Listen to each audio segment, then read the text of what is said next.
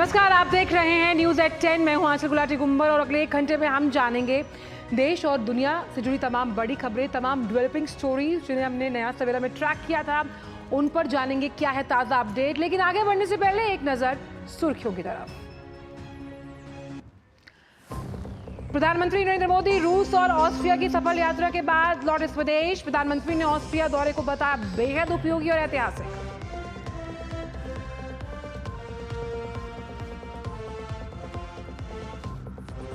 प्रधानमंत्री मोदी का नई दिल्ली में प्रख्यात अर्थशास्त्रियों के साथ संवाद। आज आगामी बजट पर लेंगे सुझाव।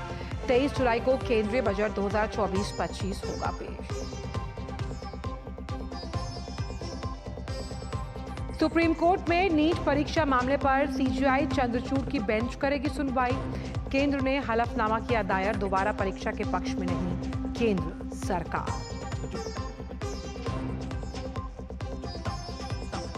अरविंद केजरीवाल की याचिका पर दिल्ली हाईकोर्ट में सुनवाई आज। केजरीवाल ने आबकारी नीति से मनी लॉन्ड्रिंग मामले में ईडी द्वारा जारी समन को दी चुनौती।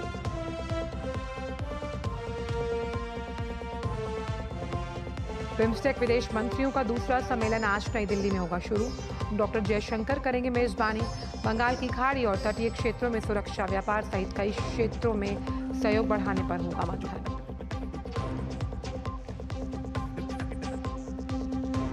यूपी में मूसलाधार मानसून के कारण कई इलाकों में बड़ी मुसीबत। उधर बिहार में भी बढ़ी लोगों के लिए दिक्कतें। फिलहाल असम में बाढ़ से कुछ राहत। खेल की खबरों में इंग्लैंड ने यूरो कप के फाइनल में बनाई जगह। 90वें मिनट में वॉटकिंस के गोल की मदद से सेमीफाइनल में नीदरलैंड्स को 2-1 से हराया।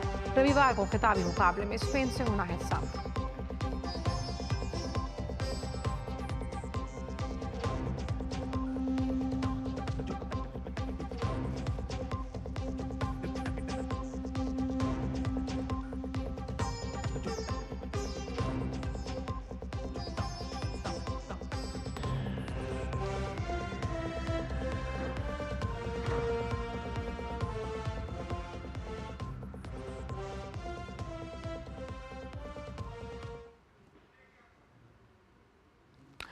तो प्रधानमंत्री नरेंद्र मोदी 2 देशों की यानी कि रूस और ऑस्ट्रिया की सफल यात्रा के बाद आज स्वदेश लौट आए। अपनी इस यात्रा के पहले चरण में प्रधानमंत्री ने रूस का दौरा किया और दूसरे चरण में ऑस्ट्रिया की यात्रा की है और आज ही प्रधानमंत्री स्वदेश लौटे हैं। इन 2 देशों की जब हम बात करते हैं तो ये यात्रा बेहद सफल मानी जा रही है। रणनीतिक, कूटनीतिक और आर्थिक लिहाज से दोनों देशों के साथ संबंधों के नए आयाम जुड़े। रूस बहुत पुराना परम मित्र रहा है भारत का और साफ तौर पर एक अमर प्रेम का जिक्र प्रधानमंत्री ने रूस में जब भारतीय समुदाय के साथ संबोधन दिया और ये भी कहा कि पीपल टू पीपल कांटेक्ट की जब बात होती है तो रूस में जो रह रहे भारतीय हैं वो राष्ट्रदूत की जो भूमिका है वो निभाते हैं। वहीं ऑस्ट्रिया की बात की जाए तो 41 साल बाद भारतीय प्रधानमंत्री का ऑस्ट्रिया दौरा। यूरोपियन देशों की जब हम बात करते हैं तो ऑस्ट्रिया सबसे अमीर देशों में शुमार माना जाता है। वहीं प्रधानमंत्री ने ऑस्ट्रिया यात्रा को ऐतिहासिक बताया। उन्होंने सोशल मीडिया प्लेटफॉर्म एक्स पर साझा करते हुए लिखा कि ऑस्ट्रिया की मेरी यात्रा ऐतिहासिक और बेहद उपयोगी रही। दोनों देशों के बीच मित्रता में नया जोश उड़ा है। मुझे वियना में विविध कार्यक्रमों में भाग लेने की खुशी है। आतिथ्य और स्नेह के लिए चांसलर कार्ल नेहमर, ऑस्ट्रिया की सरकार और लोगों का आभार।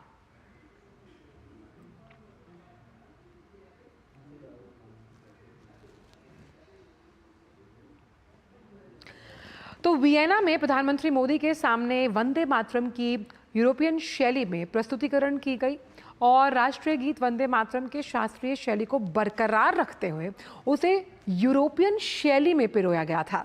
ऑस्ट्रिया में बीते 20 साल से रह रहे विजय उपाध्याय द्वारा ये काम किया गया।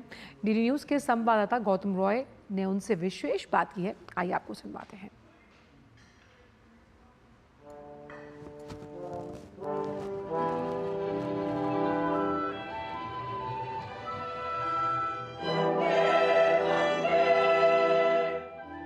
प्रधानमंत्री नरेंद्र मोदी का जब ऑस्ट्रिया में आगमन हुआ था तो उनका बहुत ही एक संगीतमय शानदार स्वागत हुआ था। वियना यूनिवर्सिटी फिलहार्मोनिक द्वारा, और उसके जो कंडक्टर थे विजय उपाध्याय भारतीय मूल के हैं, हमारे साथ हैं। 20 साल से आप ज़्यादा से वहाँ डायरेक्टर रहे हैं, लेकिन ये जब एक आइडिया सामने आया कि इस तरह से आप प्रधानमंत्री नरेंद्र मोदी का संगीत में स्वागत करें, ये कैसा है और आपने कैसे सोचा कि आप वंदे मातरम ही उनको सुनाएंगे? देखिए, पहले तो एक चीज़ थी, हमें 2.5 हफ्ते पहले पता लगा कि मोदी जी आ रहे हैं, तो पहले हमने सोचा कौन सा सबसे अच्छा गाना है, कोई गीत है जो बिल्कुल भारत की आइडेंटिटी दिखाता है। तो मैंने कहा इसको लेते हैं, वंदे मातरम को, और उसको हम थोड़ा यूरोपियन वे में थोड़ा ऐड करते हैं उसमें कि, लेकिन वंदे मातरम बिल्कुल शुद्ध है जैसे गाना है, उसमें हमने फिर उसका एक यूरोपियन लेयर उसको ऐड की।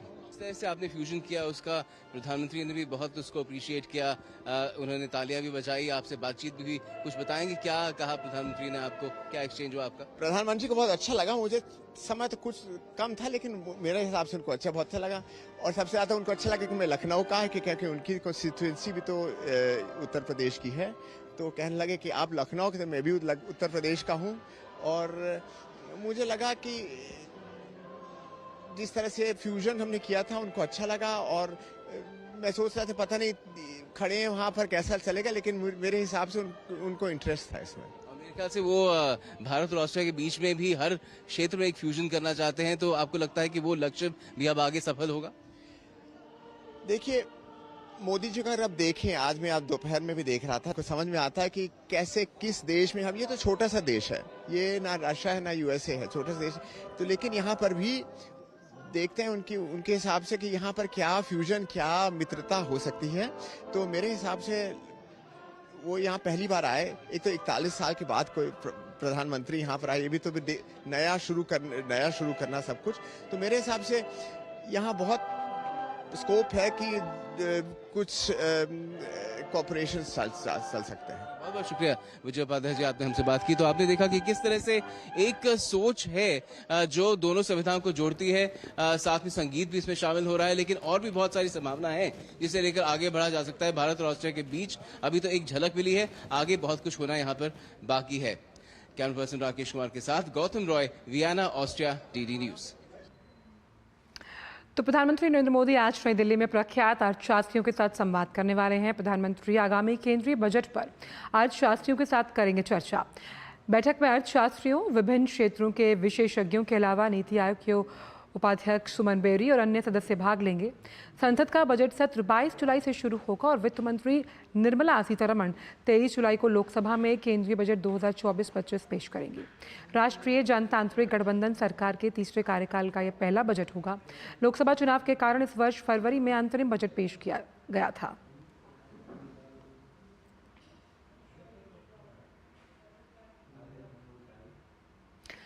विदेश मंत्री एस जयशंकर नई दिल्ली में दूसरे बिम्स्टेक विदेश मंत्रियों के रिट्रीट के लिए अपने समकक्षों की मेजबानी करेंगे।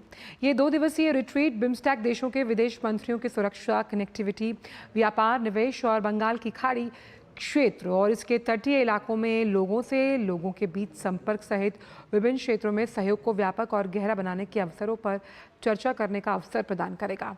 दिल्ली में आयोजित होने वाली इस बैठक में शामिल होने के लिए थाईलैंड और श्रीलंका के विदेश मंत्री आज भारत पहुंचे। इससे पहले कल भूटान के विदेश मंत्री डीएन धुंगयेल और म्यांमार के उप प्रधानमंत्री और विदेश मंत्री यू थान स्वे बिम्स्टेक विदेश मंत्रियों के रिट्रीट में भाग लेने के लिए नई दिल्ली पहुंचे। बिम्स्टेक यानी बंगाल की खाड़ी बहुक्षेत्रीय तकनीकी और आर्थिक सहयोग पहल बहुआयामी सहयोग के लिए दक्षिण और दक्षिण पूर्व एशिया के 7 देशों को एक साथ लाती है। इस 7 सदस्यीय संगठन में बांग्लादेश, भूटान, भारत, म्यांमार, नेपाल, श्रीलंका और थाईलैंड शामिल हैं।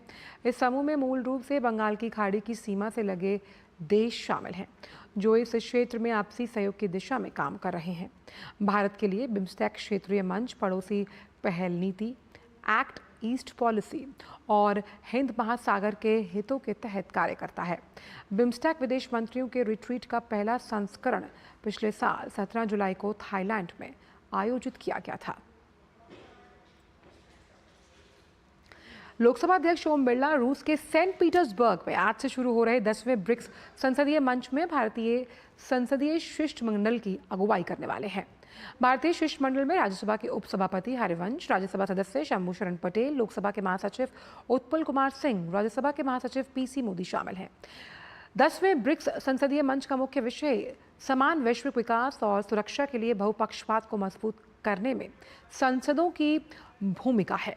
ब्रिक्स देशों और आमंत्रित देशों के अध्यक्ष, संसद सदस्य और अंतर संसदीय संघ के अध्यक्ष तुलिया एक्सन ब्रिक्स संसदीय मंच की बैठकों में भाग लेंगे। लोकसभा अध्यक्ष ब्रिक्स संसदीय आयाम के अंतर्गत अंतर संसदीय सहयोग को मजबूत करने की संभावनाओं सहित अन्य मुद्दों पर संसद की भूमिका पर भी अपने विचार साझा करने वाले हैं। इस सम्मेलन के दौरान लोकसभा अध्यक्ष अन्य देशों के संसद के पीठासीन अधिकारियों के साथ द्विपक्षीय बैठकें भी करेंगे। लोकसभा अध्यक्ष इस यात्रा के दौरान रूस के मॉस्को में भारतीय प्रवासियों से भी मुलाकात करने वाले हैं।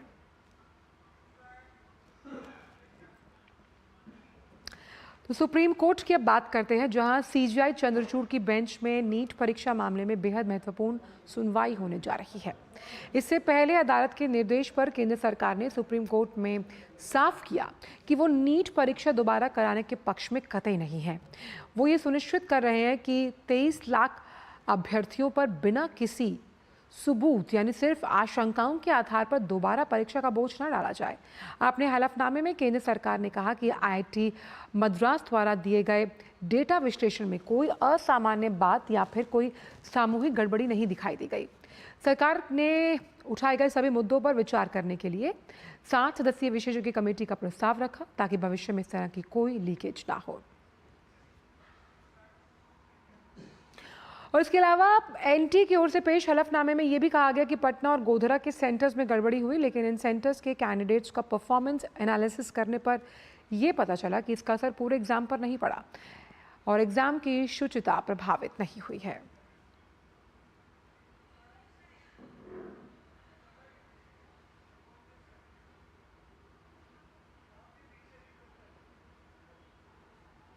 तो एनटीए का जवाब है। हालांकि आज की सुनवाई भी बेहद अहम मानी जा रही है। तमाम जो स्टेक होल्डर्स हैं, अगर हम बात करें केंद्र सरकार, सीबीआई, रीटेस्ट की याचिका करने वाले याचिकाकर्ता और सीबीआई की स्टेटस रिपोर्ट बहुत कुछ आज उजागर करेगी जब उसे दाखिल किया जाएगा। बढ़ते आगे, दिल्ली के मुख्यमंत्री अरविंद केजरीवाल की याचिका पर दिल्ली हाईकोर्ट आज सुनवाई करने वाला है। केजरीवाल ने आबकारी नीति से मनी लॉन्ड्रिंग मामले में ईडी द्वारा जारी समन को ही चुनौती दी है। वहीं इससे पहले कल दिल्ली हाईकोर्ट ने मामले में अरविंद केजरीवाल की जमानत रद्द करने की याचिका पर सुनवाई को टाल दिया। अदालत ने दोनों पक्षों को सुनने के बाद 15 जुलाई तक सुनवाई टाल दी। सुनवाई के दौरान ईडी के अधिवक्ता ने अदालत से जवाब दाखिल करने के लिए समय मांगा।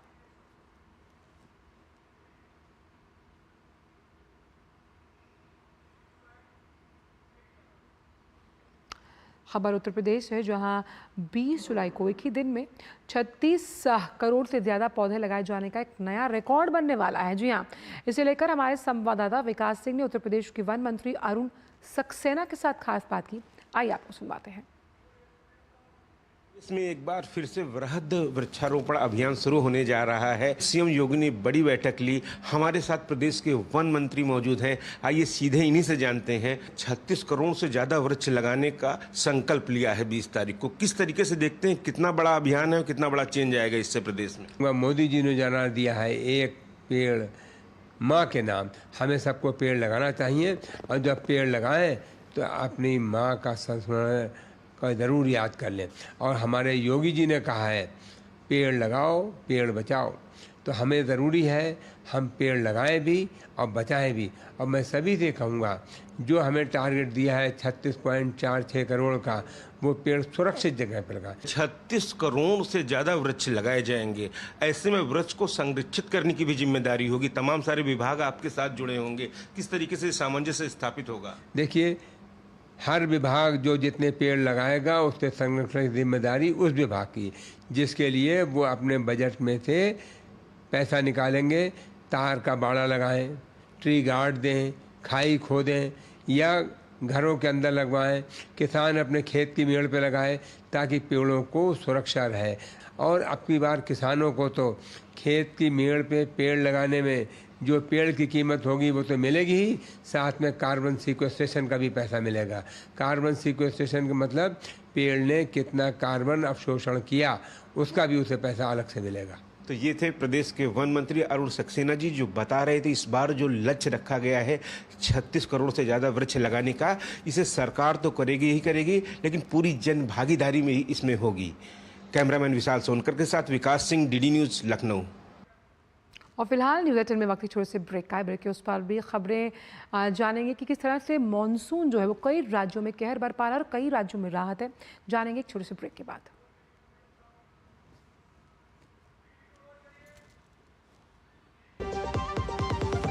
MDH का किचन किंग किचन में हो तो हम सब कुछ बना सकते हैं। बैंगन का भरता, आलू गोभी, भिंडी मसाला और भी बहुत कुछ। Hey girls! Hi! Congratulations! आज तो पार्टी चाहिए। पहले चैंपियन के साथ सेल्फी लेंगे। आइडिया, यही करते हैं पार्टी। Pizza party. ये चल अपना कार्ड और पिन दे। मेरे कार्ड की डिटेल्स मैं खुद ही डालूंगी। RBI कहता है अपना पिन, OTP, CVV या इंटरनेट बैंकिंग पासवर्ड किसी के साथ शेयर ना करें। ऑनलाइन बैंकिंग सिर्फ अपने कंप्यूटर, मोबाइल और सिक्योर नेटवर्क से करें।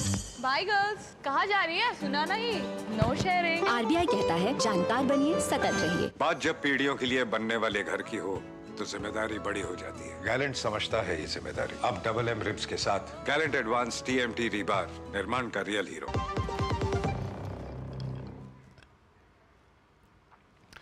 ब्रेक के बाद सभी का स्वागत। और बात करते हैं कि किस तरह से मॉनसून की वजह से कई राज्यों में आफत देखी जा रही है। तो शुरुआत करते हैं उत्तर प्रदेश की से, जहां के कई ज़िलों में भारी बारिश की वजह से बाढ़ की स्थिति है, जिसकी वजह से कई गांव और फसलें बुरी तरह प्रभावित हुए। पूरे राज्य में पिछले 24 घंटों में बारिश से जुड़े तमाम जो हादसे हैं उसमें 20 से अधिक लोगों की मृत्यु हुई है। मुख्यमंत्री योगी आदित्यनाथ आज तराई क्षेत्र के श्रावस्ती जिले के बाढ़ प्रभावित क्षेत्रों का दौरा करेंगे। श्रावस्ती के अलावा शाहजहांपुर, बस्ती, अयोध्या, सीतापुर, सिद्धार्थनगर जैसे जिलों की नदियों का जलस्तर बढ़ गया। पीलीभीत और लखीमपुर खीरी में हालात सबसे ज़्यादा खराब हैं। पीलीभीत में वायुसेना की सहायता से पूरनपुर तहसील में एयरलिफ्ट ऑपरेशन के माध्यम से बाढ़ में फंसे हुए लोगों को सुरक्षित स्थानों पर पहुंचाया गया।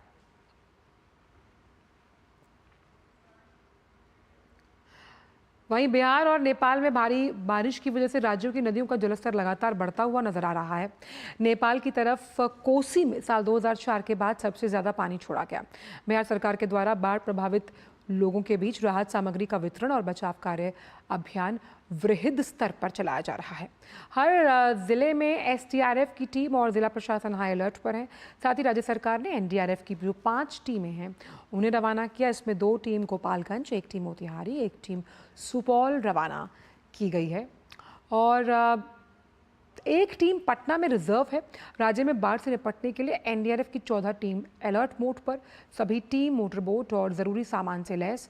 मौसम विभाग ने राज्य के कई जिलों में बारिश को लेकर ऑरेंज अलर्ट जारी किया। जिन जिलों के ऑरेंज अलर्ट को जारी किया गया उनमें ज़्यादातर पहले से बाढ़ग्रस्त हैं।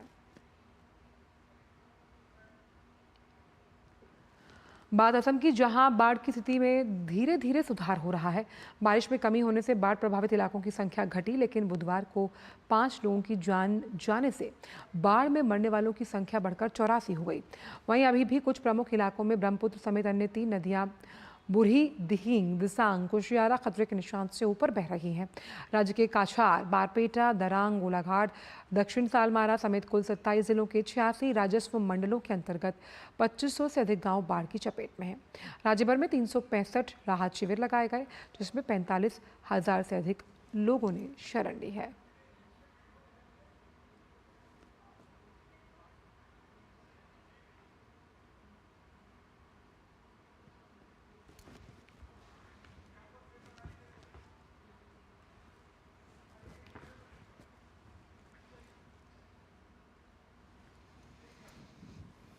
और राजधानी दिल्ली की बात अगर हम करें तो आज सुबह ही कई इलाकों में बारिश हुई है। बारिश की वजह से आसमान में सफ़ेद धुंध भी छाई रही।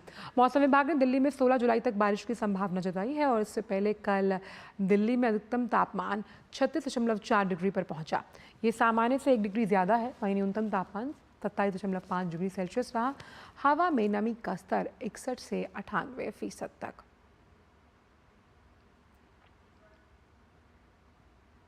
वहीं मौसम विभाग ने कोंकण और गोवा, महाराष्ट्र के मध्य भाग और तटीय कर्नाटक में रविवार तक भारी बारिश होने की संभावना जताई।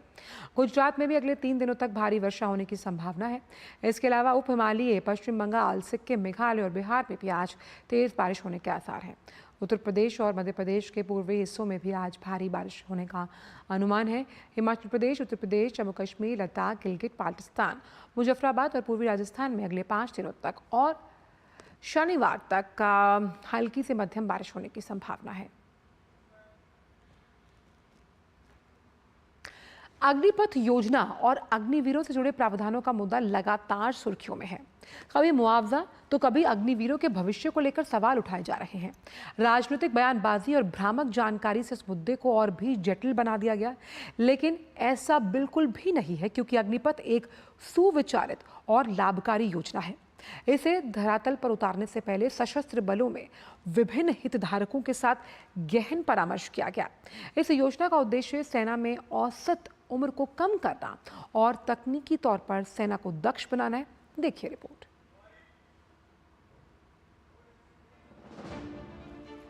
अग्निपथ योजना देश की रक्षा जरूरतों को पूरा करने के लिए सरकार ने बनाई है।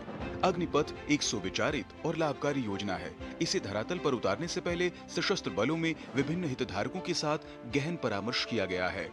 इस योजना में एक सामान्य सैनिक और अग्निवीर के बीच कोई अंतर नहीं है। अग्निवीरों के साथ भी समान व्यवहार किया जाता है। अग्निवीर योजना भारतीय सशस्त्र बलों को युद्ध के लिए तैयार रहने के लिए लाई गई। इसका उद्देश्य भारतीय सशस्त्र बलों को युद्ध के लिए तैयार रखना और सशस्त्र बलों में युवा शक्ति बनाए रखना है। देश की सुरक्षा को मजबूत बनाने को लेकर तीनों सेनाओं ने 2 साल तक इसके विभिन्न पहलुओं पर लंबा विचार मंथन करने के बाद ही इसे लागू किया गया। योजना लागू होने के बाद रक्षा मंत्री राजनाथ सिंह समेत सेना के तीनों प्रमुख ने इसके पीछे के नेक इरादे की सराहना की थी। इस अग्निपथ योजना से एम्प्लॉयमेंट अपॉर्चुनिटीज बढ़ेंगी और अग्निवीर सेवा के दौरान अर्जित स्किल्स एवं एक्सपीरियंस उन्हें विभिन्न क्षेत्रों में एम्प्लॉयमेंट भी प्राप्त कराएगा और इससे भारतीय अर्थव्यवस्था को भी हायर स्किल्ड वर्कफोर्स की उपलब्धता होगी, जो प्रोडक्टिविटी गेन और ओवरऑल जीडीपी ग्रोथ में सहायक होगी। Enhance youth pool profile, as was mentioned earlier, that is reduction of average age from 32 to 26 to be achieved over a period of time. एक idea जो made in India and make for India है, एक idea जो arm forces के human resources management को positively impact करेगा। The Indian Air Force is looking to tap into this source of dynamic young people, train and expose them to high technology environment of the Indian Air Force, and hone their skills for future employment. The new scheme therefore gives the Air Force an opportunity to draw from the vast pool of talent available in the country so that they can serve in the nation's armed forces with pride. पूर्व वायुसेना प्रमुख राकेश कुमार सिंह भदौरिया ने अग्निपथ योजना की चर्चा में व्यक्तिगत रूप से शामिल थे। उन्होंने कहा कि अग्निवीरों की सेवानिवृत्ति पर भी सभी विभागों से संपर्क किया गया तथा यह प्रयास किया गया कि अग्निवीरों को विभिन्न सेवाओं में समाहित किए जाने का प्रयास किया जाए। वहीं अग्निपथ योजना की आवश्यकता और अग्निवीरों के उज्जवल भविष्य पर पूर्व सेना अधिकारी और लद्दाख के उपराज्यपाल ब्रिगेडियर बीडी मिश्रा ने अग्निवीर योजना को देश के लिए जरूरी बताया। The discussions on this scheme were very lengthy and very detailed. Okay, it started with a certain proposal and thereafter it was discussed at length. If I remember correctly, almost 2 years. Everything was debated. All the departments of the 3 services were involved. Okay. What they are talking of, that other organizations, etc., that were discussed, once the basic format was made, the whole paper was circulated to various other departments and their inputs were taken. कोई भी कभी भी programme आता है उसको हमेशा समीक्षा की जाती है। ये कैसे कोई कह सकता है कि समीक्षा नहीं होगी?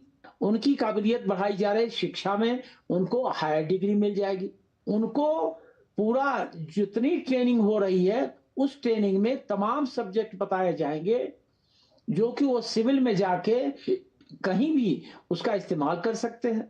ये रिफॉर्म क्यों आया? ये रिफॉर्म लॉन्ग पेंडिंग था। ये स्टेटमेंट आज की नहीं है, ये 1989 की स्टेटमेंट है। 1989 में ये काम शुरू हुआ था। हमारी तमन्ना थी कि ये काम शुरू हो, बट उसकी और भी कई सारी पहलू थे।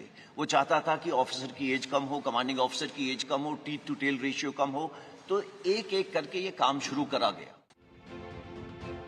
केंद्र सरकार ने 14 जून 2022 को सेना की तीनों शाखाओं थल सेना, नौसेना और वायुसेना में युवाओं की बड़ी संख्या में भर्ती के लिए अग्निपथ भर्ती योजना शुरू की थी। अग्निपथ योजना के तहत अग्निवीर 17 साल से लेकर 21 साल तक यानी 4 साल तक देश की सेवा करेंगे। 4 साल के बाद इसमें से 25% अग्निवीरों को सेना में नियमित सेवा का अवसर प्रदान किया जाएगा। बाकियों को सरकारी और निजी क्षेत्र में प्राथमिकता दी जाएगी। 4 साल की सेवा में युवाओं को पहले साल 4.76 लाख का वेतन पैकेज दिया जाएगा। ये पैकेज छठे साल तक बढ़कर 6.92 लाख हो जाएगा। 4 साल की सेवा के बाद अग्निवीरों को कर मुक्त 11.7 लाख की सेवा निधि प्रदान की जाएगी। देश सेवा के दौरान शहीद होने वाले अग्निवीरों के परिवारों को सेवा निधि के अलावा 1 करोड़ से ज्यादा की राशि देने का प्रावधान अग्निपथ योजना के तहत किया गया है। इसके अलावा बाकी सेवा का वेतन भी दिया जाएगा। डिसेबल होने पर 44 लाख रुपए तक की राशि और शेष वेतन दिया जाएगा। Bureau report, DD news. और अब खबर जम्मू क्षेत्र से, जहां के विभिन्न जिलों में सेना ने 37 क्विक रिएक्शन टीम यानी QRTs किसी भी आतंकी हमले का तुरंत जवाब देने के लिए तैनात की हैं। इस बीच रिपोर्ट से ये भी पता चला कि सोमवार को कठुआ जिले के बिलावर क्षेत्र के गांव बदनौटा में गढ़वाल रेजिमेंट के बहादुर सैनिकों ने घायल होने के बावजूद आतंकवादियों की साजिश को विफल कर दिया और गोलीबारी के दौरान आतंकवादी शहीद हुए। जवानों के हथियार छीनने में नाकाम रहे। सूत्रों ने कहा कि आतंकवादियों ने हथियार लेने के लिए सड़क पर आने की कोशिश की, लेकिन घायल हालत में होने के बावजूद सैनिकों ने बहादुरी से उनका सामना किया। बताया जा रहा है कि पिछले हमलों की तरह आतंकवादी बॉडी कैम पहने हुए थे। इस बीच बदनौटा गांव में आतंकवादियों की तलाश जारी रखते हुए लगभग 50 लोगों को पूछताछ के लिए हिरासत में लिया गया। इस बीच डोडा और कठुआ के वन क्षेत्रों में आतंकियों की तलाश आज तड़के शुरू हुई। डोडा के घड़ी भगवा वन क्षेत्र में चप्पे चप्पे पर सेना और पुलिस के अधिकारी सर्च ऑपरेशन में जुटे हैं। ये इलाका डोडा शहर से लगभग 35 किलोमीटर पूर्व में है और किश्तवाड़ जिले की सीमा पर है।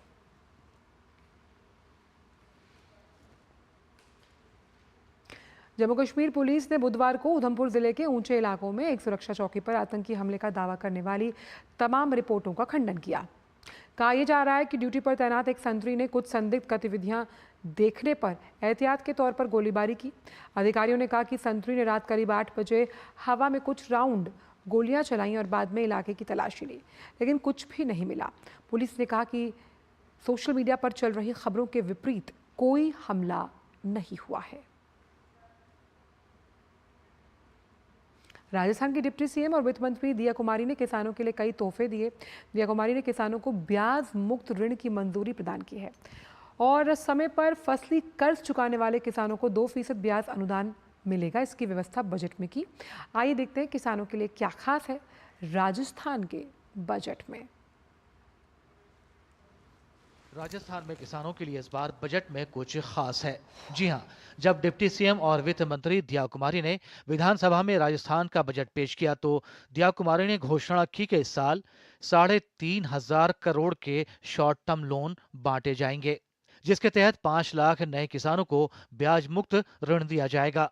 किसानों को बड़ी राहत देते हुए दिया कुमारी ने कहा कि समय पर फसली कर्ज चुकाने वाले किसानों को 2% ब्याज अनुदान मिलेगा। इसके साथ ही दीर्घकालिक कृषि ऋण के लिए बजट 2 गुना कर दिया गया है। अब बजट 50 करोड़ रुपए की जगह 100 करोड़ रुपए का रखा गया है। बजट में किसानों के लिए खुशी का पिटारा खोलते हुए राजस्थान की डिप्टी सीएम ने प्रदेश में 500 नए एफपीओ खोलने और 150 ग्राम सेवा सहकारी समितियों में गोदाम भी बनाने की घोषणा की। इसके साथ ही उन्होंने Rajasthan irrigation water grid mission के तहत सभी जिलों में पानी बचाने और सिंचाई के लिए 50 करोड़ रुपए खर्च करने का ऐलान किया। डिप्टी सीएम व वित्त मंत्री दिया कुमारी ने कहा कि नहरी क्षेत्र में डिग्गी निर्माण के लिए 5,000 किसानों को अनुदान दिया जाएगा, जिसमें 5,000 करोड़ रुपए खर्च किए जाएंगे। किसानों को मॉडर्न कृषि उपकरण खरीदने के लिए अनुदान मिलेगा। साथ ही मॉडर्न कस्टमर केयर सेंटर की संख्या बढ़ाई जाएगी। वित्त मंत्री ने बजट में किसानों पर तोहफे की बरसात करते हुए ऑर्गेनिक फार्मिंग को बढ़ावा देने के लिए प्रदेश में अलग से बोर्ड बनाने को मंजूरी दी। साथ ही गोवर्धन परियोजना की शुरुआत का ऐलान किया। बजट में किसानों को 1,45,000 नए कृषि बिजली कनेक्शन दिए जाएंगे। 31 मार्च 2024 तक पेंडिंग मामलों को खत्म किया जाएगा।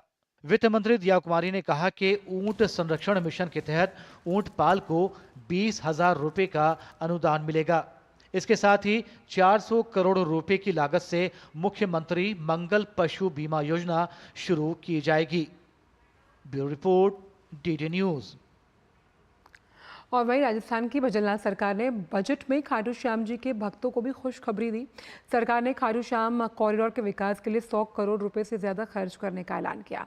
श्रद्धालुओं ने इसे अहम कदम बताया है।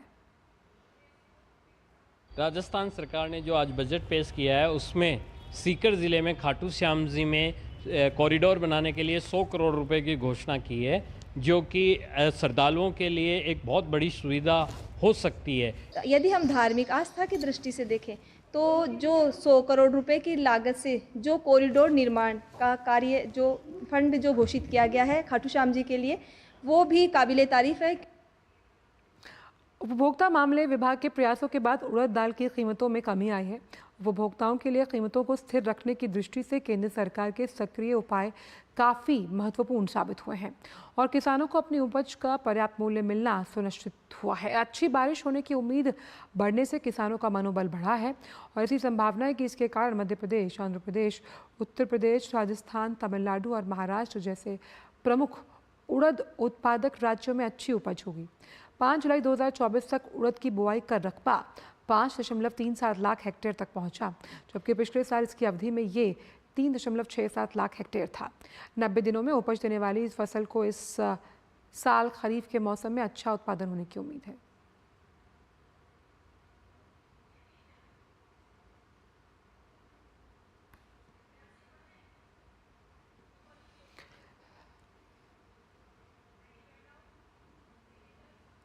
केंद्रीय उद्योग और वाणिज्य मंत्री पीयूष गोयल जल्द ही स्विट्जरलैंड की यात्रा पर होंगे। यहाँ वो यूरोपियन फ्री ट्रेड एसोसिएशन के 100 अरब डॉलर के प्रस्तावित निवेश को भारत में लाने की प्रक्रिया को और तेज करने का प्रयास करेंगे। फिक्की से सालाना समारोह में उन्होंने ये कहा कि सरकार का फोकस इनोवेशन और R&D पर होने जा रहा है। देखिए रिपोर्ट। देश में औद्योगिक विकास में तेजी के साथ ही सरकार को विश्वास है कि 2030 तक $2 ट्रिलियन के निर्यात के लक्ष्य को प्राप्त किया जा सकता है। उद्योग संगठन फिक्की के राष्ट्रीय कार्यकारी समिति की बैठक को संबोधित करते हुए केंद्रीय वाणिज्य और उद्योग मंत्री पीयूष गोयल ने कहा कि देश की मुद्रा स्थिर है और इसने अधिकांश दूसरे उभरते बाजारों से बेहतर प्रदर्शन किया है। उद्योग मंत्री ने उम्मीद जताई कि भारत 3-4 सालों में दुनिया की तीसरी सबसे बड़ी अर्थव्यवस्था बन जाएगा। Along with industry remains deeply committed to our $2 trillion export target by 2030. It's doable, it's achievable, we have the right building blocks in place, we have a strong macroeconomy to support us, the Indian currency has been pretty much stable, it has outperformed most other emerging markets. केंद्रीय मंत्री गोयल ने रूस में प्रधानमंत्री मोदी को रूस का सर्वोच्च सम्मान दिए जाने का जिक्र करते हुए उद्योग जगत से भारत और रूस के बीच $100 अरब के द्विपक्षीय कारोबार के लक्ष्य को प्राप्त करने पर काम तेज करने का आह्वान किया। उद्योग मंत्री जल्द ही स्विट्जरलैंड की यात्रा पर भी जाएंगे, जहां वो यूरोपियन फ्री ट्रेड एसोसिएशन के $100 अरब के प्रस्तावित निवेश को भारत में लाने की प्रक्रिया को और तेज करने का प्रयास करेंगे। उद्योग संगठन फिक्की के सालाना समारोह में केंद्रीय मंत्री ने बताया कि सरकार अपने तीसरे कार्यकाल में नवाचार के साथ साथ अनुसंधान और विकास में निवेश करने के लिए प्रतिबद्ध है। साथ ही गुणवत्ता मानक और इससे जुड़े नियमों पर भी सरकार का फोकस है, जिससे घटिया उत्पादों को भारतीय बाजार में प्रवेश करने से रोका जा सके। तपस भट्टाचार्य के साथ bureau report, DD news, Delhi. SBI ने अपनी एक रिपोर्ट में बताया कि भारत ने वित्त वर्ष 2014 से 23 के दौरान 12.5 करोड़ नौकरियां पैदा की। वहीं वित्त वर्ष 2004 से 14 के दौरान केवल 2.9 करोड़ नौकरियों की बात रिपोर्ट में सामने आई है। एसबीआई की ये रिपोर्ट पहले आई आरबीआई की रिपोर्ट को और मजबूती देती है। एसबीआई ने उद्यम पंजीकरण पोर्टल के आंकड़ों के आधार पर कहा कि एमएसएमई द्वारा रिपोर्ट किया गया कुल रोजगार 20 करोड़ के आंकड़े को पार कर गया। वहीं कृषि क्षेत्र को छोड़कर भी वित्त वर्ष 2023 के दौरान विनिर्माण और सेवाओं में सृजित नौकरियों की कुल संख्या 8.9 करोड़ दर्ज की गई, जबकि वित्त वर्ष 2004 से 14 के दौरान ये आंकड़ा महज 6.6 करोड़ का है। SBI ग्रुप के चीफ इकोनॉमिक एडवाइजर ने अर्थव्यवस्था में बेहतर सैलरी वाली नौकरियां उपलब्ध होने का अनुमान जताया है।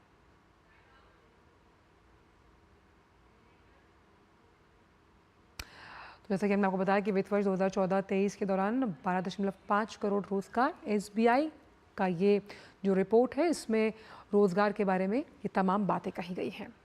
बढ़ते आगे, भारत में डाइवर्सिटी हायरिंग में सालाना आधार पर जून में 33% की बढ़त देखने को मिली। इसमें फाइनेंस सर्विसेज और इंश्योरेंस और IT सॉफ्टवेयर सर्विसेज सेक्टर सबसे आगे चल रहे हैं। हाल ही में एक रिपोर्ट में जानकारी दी गई। टैलेंट प्लेटफॉर्म फाउंड इट की रिपोर्ट में बताया गया कि जून 2024 में कुल भर्तियों में सालाना आधार पर 12% की बढ़त दर्ज की गई, वहीं मासिक आधार पर यह बढ़त 2% रही है।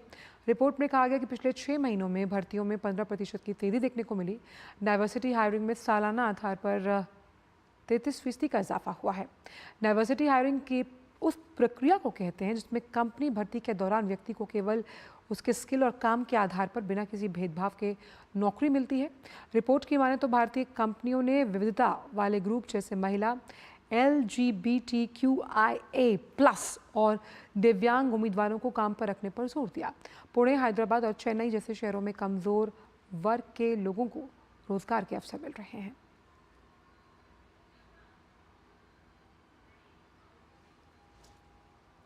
देखते हैं अब कारोबार जगत से जुड़ी कुछ खास खबरें। अंदाज रहेगा फटाफट। कोल इंडिया लिमिटेड ने कोयले से गैस बनाने की योजना को मूर्त रूप दे दिया है। CIL ने BHEL के साथ साझेदारी में एक नई company Bharat gold gasification and chemicals की स्थापना की है। इसका मकसद कोल इंडिया की कोयला खदानों से 6.5 लाख टन से ज्यादा अमोनियम नाइट्रेट का उत्पादन करना है। इस परियोजना की लागत करीब 11,782 करोड़ रुपए होने का अनुमान है। भारतीय स्टेट बैंक ने अपने छठे इंफ्रास्ट्रक्चर बॉन्ड इशू के जरिए 15 साल की अवधि के लिए सालाना देय 7.36% की कूपन दर पर 10,000 करोड़ रुपए जुटाए हैं। पेंशन, PF, म्यूचुअल फंड और बीमा कंपनियों ने निवेश किया। SBI ने कहा आय का उपयोग किफायती आवास और बुनियादी ढांचे के लिए किया जाएगा। एप्पल ने भारत में कुछ आईफोन उपयोगकर्ताओं को चेतावनी जारी की कि उनका डिवाइस पेगासस जैसे भाड़े के स्पाईवेयर हमले का संभावित लक्ष्य बन सकता है। कंपनी ने भारत और दुनिया भर के 98 अन्य देशों में उपयोगकर्ताओं को भेजी गई दूसरी अधिसूचना में कहा कि स्पाईवेयर उनके डिवाइस पर नियंत्रण हासिल कर सकता है। 2021 से एप्पल ने 150 से अधिक देशों में उपयोगकर्ताओं को ये सूचनाएं भेजी हैं। टाटा मोटर्स और महिंद्रा एंड महिंद्रा ने अपने SUV की कीमतों में कटौती की है। SUV की बिक्री बढ़ाने के लिए टाटा मोटर्स ने अपनी प्रमुख SUV हैरियर और सफारी की शुरुआती कीमतों में बदलाव किया है। दूसरे लोकप्रिय SUV मॉडल पर करीब 1.5 लाख रुपए तक की कटौती की गई है। महिंद्रा एंड महिंद्रा ने कहा कि मूल्य में कटौती से अधिक लोगों को इनका अनुभव लेने का अवसर मिलेगा। सार्वजनिक क्षेत्र की पेट्रोलियम कंपनियां फर्जी उपभोक्ताओं को हटाने के लिए रसोई गैस ग्राहकों को आधार के जरिए eKYC वेरिफिकेशन कर रही हैं। आधार की मदद से eKYC की प्रक्रिया उन फर्जी ग्राहकों को अलग करने के लिए की जाती है जिनके नाम पर बुक कराई गई रसोई गैस का इस्तेमाल कमर्शियल प्रतिष्ठानों में किया जाता है। केंद्रीय वाणिज्य एवं उद्योग राज्य मंत्री जितेंद्र प्रसाद ने टॉय CEO मीट के दूसरे संस्करण में खिलौना उद्योग को भारतीय कारीगरों की मदद करने और खिलौनों के माध्यम से रचनात्मकता और कल्पनाशीलता को बढ़ावा देने के लिए प्रोत्साहित किया। इस कार्यक्रम में Walmart, Amazon, spin master, IMC toys आदि सहित प्रमुख वैश्विक खिलाड़ियों ने भाग लिया। 4 सरकारी बैंकों ने वित्त मंत्री को 2023-24 के लिए 6,481 करोड़ के लाभांश चेक सौंपे हैं। वित्त मंत्रालय ने कहा कि बैंक ऑफ बड़ौदा से 2,514 करोड़, केनरा बैंक से 1,829 करोड़ का डिविडेंड मिला। इंडियन बैंक ने 1,193.45 करोड़ और बैंक ऑफ इंडिया ने 935.44 करोड़ का लाभांश सरकार को दिया है। गेहूं और आटे की बढ़ रही कीमतों पर अंकुश लगाने के लिए केंद्र सरकार थोक ग्राहकों को गेहूं बेचने की योजना बना रही है। अगले महीने से आटा मिलर्स और बिस्किट निर्माताओं को गेहूं बेचा जाएगा। सरकार ने भारतीय खाद्य निगम को अपने भंडार से 23,250 रुपए प्रति टन पर गेहूं बेचने की मंजूरी दे दी है, जो मौजूदा खुले बाजार की कीमतों से करीब 12% कम है। औद्योगिक श्रमिकों के लिए खुदरा महंगाई दर मई में कम होकर 3.86% हो गई, जो एक साल पहले इसी महीने में 4.42% थी। श्रम मंत्रालय के एक बयान में यह जानकारी दी गई है।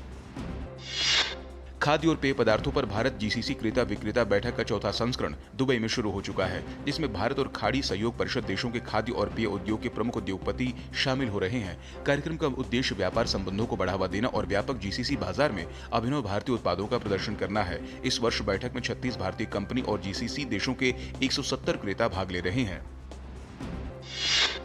भारत में रियल एस्टेट सेक्टर तेजी से उभर रहा है और इसमें प्रत्यक्ष विदेशी निवेश 2025 तक बढ़कर 20% तक पहुंच सकता है। इंडस्ट्री एक्सपर्ट्स की ओर से यह जानकारी दी गई। एसोचैम के इवेंट में हरियाणा रेरा के सदस्य संजीव कुमार अरोड़ा ने कहा कि रियल एस्टेट क्षेत्र सबसे बड़ा रोजगार देने वाला सेक्टर के रूप में उभर रहा है और तेजी से हो रहे शहरीकरण, स्मार्ट सिटी, सभी के लिए घर और FDI नियमों में ढील से इस क्षेत्र को और बूस्ट मिलेगा। और फिलहाल वक्त एक छोटे से ब्रेक का है। लाल रंग इसका अपार, तीखा कम है फिर भी स्वाद, बेमिसाल बेमिसाल MDH Kashmiri, MDH Kashmiri. MDH। बात जब पीढ़ियों के लिए बनने वाले घर की हो तो जिम्मेदारी बड़ी हो जाती है। गैलेंट समझता है ये जिम्मेदारी। अब MM रिब्स के साथ गैलेंट एडवांस TMT रीबार, निर्माण का रियल हीरो। के बाद भी का स्वागत। बढ़ते आगे। 29 जून से शुरू हुई श्री अमरनाथ यात्रा में श्रद्धालुओं में जबरदस्त उत्साह देखने को मिल रहा है। पिछले वर्ष की तुलना में इस बार अब तक की यात्रा पर आने वाले श्रद्धालुओं की संख्या दोगुने से ज्यादा है। श्री अमरनाथ यात्रा के लिए तीर्थयात्रियों का एक और जत्था कड़ी सुरक्षा के बीच जम्मू के भगवती नगर आधार शिविर से बालटाल और पहलगांव के लिए रवाना हुआ। 4885 तीर्थयात्रियों का ये जत्था आज तड़के 151 वाहनों के काफिले में रवाना हुआ और इस जत्थे में 3622 पुरुष, 1086 महिलाएं, 14 बच्चे, 111 साधु और 52 साध्वियां शामिल हैं।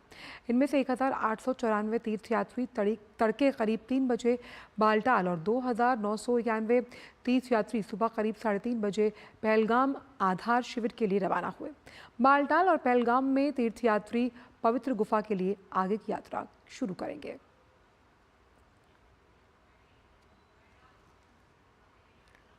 हर साल की तरह इस बार भी कांवड़ यात्रा की तैयारी जोर शोर से चल रही है। उत्तराखंड में कांवड़ यात्रा को लेकर क्या कुछ तैयारी की गई, इसकी जानकारी उत्तराखंड के DGP ने दी है।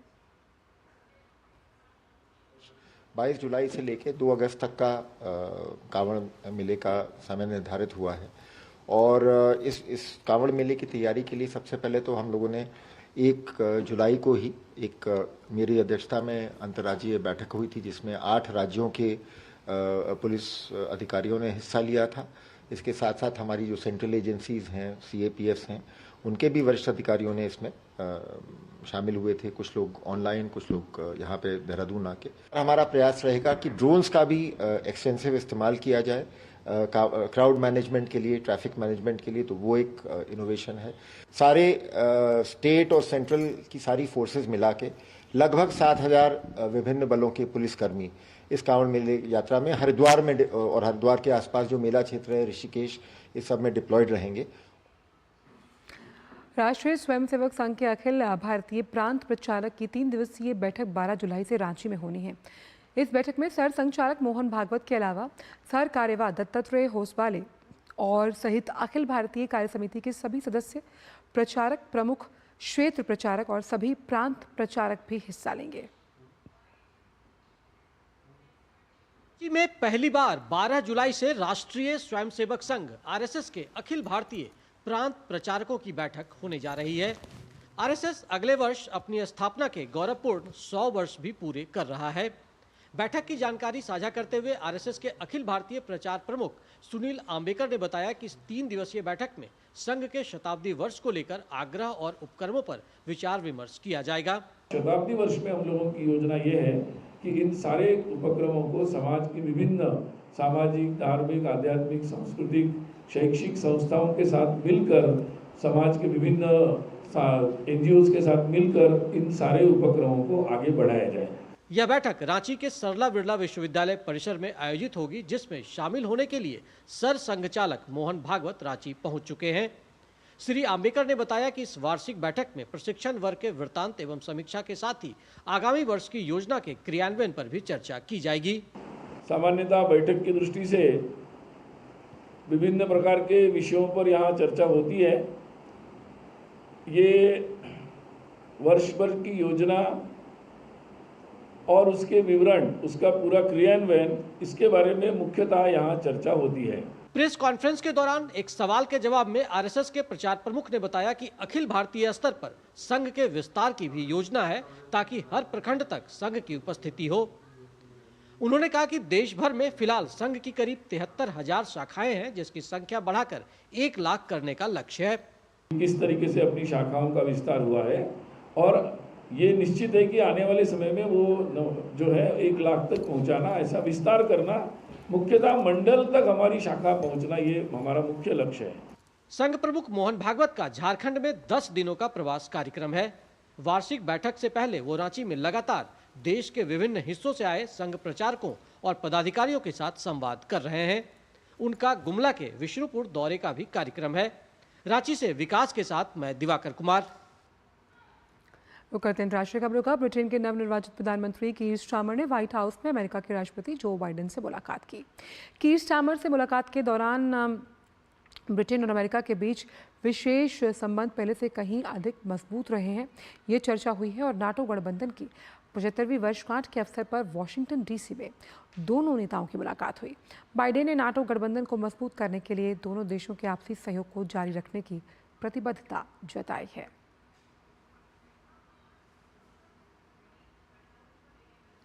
ब्रिटेन के नवनियुक्त प्रधानमंत्री कीर स्टारमर ने यूक्रेन के राष्ट्रपति व्लादिमीर ज़ेलेंस्की से मुलाकात की। कीर स्टारमर ने कहा कि लेबर सरकार के सत्ता में आने से यूक्रेन के प्रति ब्रिटेन की स्थिति में कोई बदलाव नहीं आएगा। कीर स्टारमर ने यूक्रेन को आर्थिक मदद देने की भी प्रतिबद्धता जताई है।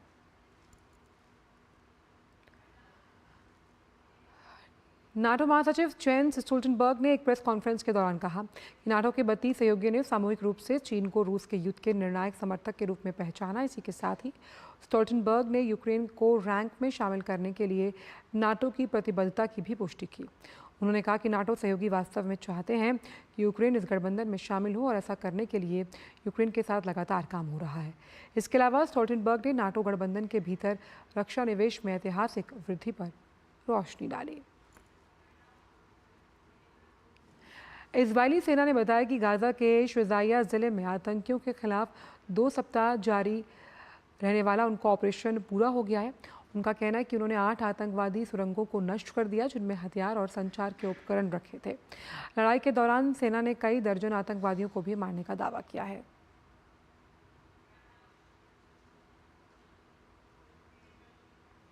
राष्ट्रपति द्रौपदी मुर्मू ने प्रतिष्ठित डूरन कप 2024 फुटबॉल टूर्नामेंट के 133वें संस्करण के लिए ट्रॉफी टूर की शुरुआत की। डूरन कप फुटबॉल टूर्नामेंट की शुरुआत 27 जुलाई से होगी और इसका फाइनल 31 अगस्त को खेला जाएगा। भारतीय सेना डूरन फुटबॉल टूर्नामेंट सोसाइटी ने इस वर्ष 2 नए शहरों जमशेदपुर और शिलोंग को मेज़बान शहरों के रूप में जोड़ा। पेश है संवाददाता गिरीश निशाना की रिपोर्ट। राष्ट्रपति द्रौपदी मुर्मू ने बुधवार को राष्ट्रपति भवन सांस्कृतिक केंद्र में आयोजित एक समारोह में डूरंड कप टूर्नामेंट 2024 की ट्रॉफियों का अनावरण किया। अनावरण की गई ट्रॉफियों में डूरंड कप, प्रेसिडेंट्स कप और शिमला ट्रॉफी शामिल हैं। इसके साथ ही राष्ट्रपति ने ट्रॉफी टूर के लिए इन ट्रॉफियों को हरी झंडी दिखाकर रवाना भी किया। इस मौके पर राष्ट्रपति ने कहा कि फुटबॉल दुनिया के सबसे लोकप्रिय खेलों में से एक है। जब पेशेवर फुटबॉलर हजारों प्रशंसकों के सामने खेलते हैं तो खिलाड़ियों और दर्शकों का उत्साह कई गुना बढ़ जाता है। राष्ट्रपति ने डूरंड कप टूर्नामेंट 2024 में भाग लेने वाले सभी खिलाड़ियों को शुभकामनाएं दी। उन्होंने खिलाड़ियों से कहा कि चाहे वे जीतें या हारें, खेल में स्वस्थ प्रतिस्पर्धा होनी चाहिए और उन्हें अन्य टीमों का सम्मान करना चाहिए। इस प्रतिष्ठित टूर्नामेंट में भाग लेने वाले सभी खिलाड़ियों को मैं अपनी शुभकामनाएं देती हूँ। मुझे विश्वास है कि आप सब दृढ़ संकल्प और स्पिरिट ऑफ स्पोर्ट्स के साथ खेलेंगे। मैं इस खेल में भाग लेने वाले सभी खिलाड़ियों को कहना चाहूँगी कि चाहे आप जीते या हारे, खेल में स्वस्थ प्रतिस्पर्धा होनी चाहिए और आपको दूसरी टीम्स का सम्मान करना चाहिए। खेल में कभी कभी आवेग और आवेश पैदा हो जाता है, लेकिन खिलाड़ियों को अपनी भावनाओं को सही दिशा देने और खेल में सर्वश्रेष्ठ प्रदर्शन करने के लिए भरपूर प्रयास करना चाहिए। राष्ट्रपति ने विश्वास जताया कि सभी खिलाड़ी दृढ़ निश्चय और खेल भावना से खेलेंगे। राष्ट्रपति ने सभी फुटबॉल प्रेमियों से भारत में फुटबॉल के स्तर को ऊपर उठाने के लिए प्रयास करने का आग्रह किया। गौरतलब है कि डूरंड कप फुटबॉल टूर्नामेंट का ये 133वां संस्करण है, जो कि आगामी 27 जुलाई से शुरू होगा। इस साल 2 नए शहर जमशेदपुर और शिलोंग को मेजबान शहर के रूप में जोड़ा गया है। असम का कोकराझार लगातार दूसरे साल इस टूर्नामेंट की मेजबानी करेगा, जबकि कोलकाता पिछले 5 सालों से इस टूर्नामेंट की मेजबानी कर रहा है। गिरीश निशाना की रिपोर्ट, डीडी न्यूज, दिल्ली। राष्ट्रपति द्रौपदी मुर्मू बुधवार को स्टार बैडमिंटन खिलाड़ी साइना नेहवाल के साथ बैडमिंटन खेलती नजर आईं। उन्होंने बुधवार शाम राष्ट्रपति भवन स्थित बैडमिंटन कोर्ट में नेहवाल के साथ मैत्री मैच खेला। इस दौरान मुर्मू ने अपने खेल से साइना नेहवाल जैसी दिग्गज खिलाड़ी को भी चौंका दिया।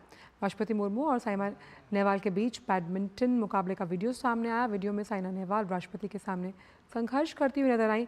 अपने खेल के दौरान राष्ट्रपति ने बैडमिंटन के कोर्ट पर जबरदस्त शॉट भी लगाए।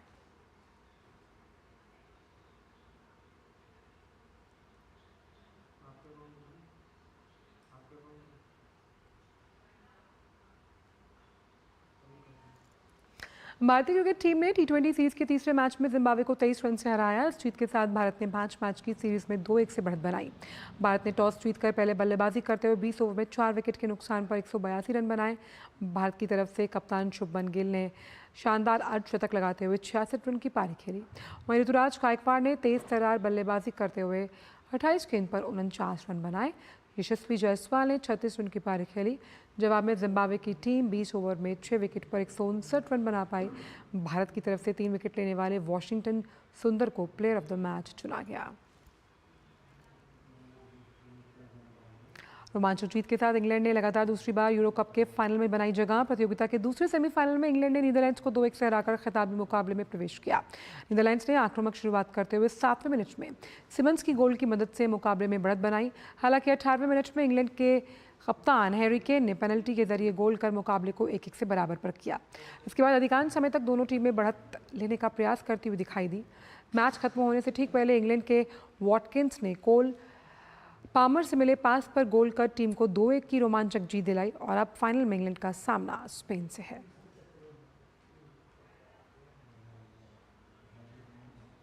आज वर्ल्ड पॉपुलेशन डे यानी कि विश्व जनसंख्या दिवस है। दुनिया भर में बढ़ती आबादी कई गंभीर समस्याओं का कारण बनती जा रही है।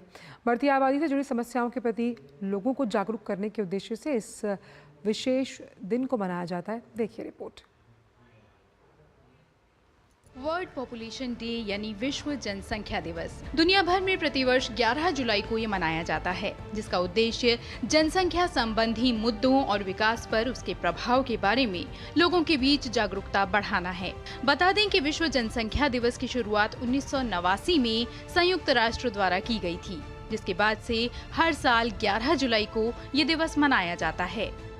इस दिवस के लिए संयुक्त राष्ट्र महासचिव एंटोनियो गुटेरेस ने कहा कि जैसा कि इस वर्ष के विश्व जनसंख्या दिवस का विषय हमें याद दिलाता है कि किसी भी समस्या को समझने, समाधान तैयार करने और प्रगति को आगे बढ़ाने के लिए डेटा संग्रह में निवेश करना महत्वपूर्ण है, साथ ही वित्त भी उतना ही महत्वपूर्ण है। मैं देशों से आग्रह करता हूं कि वे इस वर्ष भविष्य के शिखर सम्मेलनों का अधिकतम लाभ उठाएं, ताकि सतत विकास के लिए सस्ती पूंजी जुटाई जा सके। आज के समय में दुनिया की आबादी में अभूतपूर्व वृद्धि देखी जा रही है। 1800 के दशक की शुरुआत में दुनिया की आबादी 1 बिलियन थी, जो अब 8 बिलियन पर पहुंच गई है और 2030 तक दुनिया की आबादी 8.5 बिलियन तक पहुंचने का अनुमान है। तेजी से बढ़ती दुनिया की ये आबादी दुनिया के लिए अवसर और चुनौतियां दोनों पैदा कर रही हैं। एक ओर बढ़ती आबादी आर्थिक विकास, नवाचार और सांस्कृतिक आदान प्रदान को बढ़ावा दे रही है, तो वहीं दूसरी ओर बढ़ती आबादी दुनिया के संसाधनों, बुनियादी ढांचे और पर्यावरण पर बोझ बनती जा रही है। विश्व जनसंख्या दिवस केवल संख्याओं के बारे में नहीं है, ये उन संख्याओं के पीछे छिपे जीवन के बारे में है। ये सुनिश्चित करने के बारे में है कि हर व्यक्ति को स्वस्थ, संतुष्ट जीवन जीने का अवसर मिले। ये दिन हमें हर किसी की गिनती करने की याद दिलाता है और साथ ही ये भी याद दिलाता है कि हम में से हर किसी को एक टिकाऊ और न्याय संगत भविष्य के निर्माण में अपनी भूमिका निभानी है। Bureau report, DD news. मुझे मेरी पूरी टीम को दीजिए इजाजत। नमस्कार।